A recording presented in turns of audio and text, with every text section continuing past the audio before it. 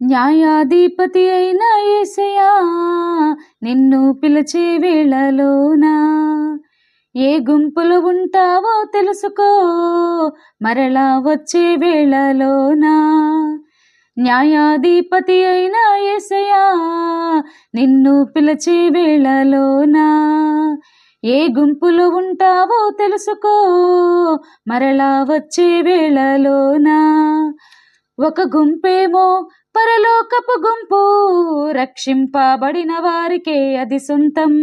మరో గుంపేమో ఘోర నరకపు గుంపు, నిజ దేవుని ఎరుగని వారికి అది అంతం.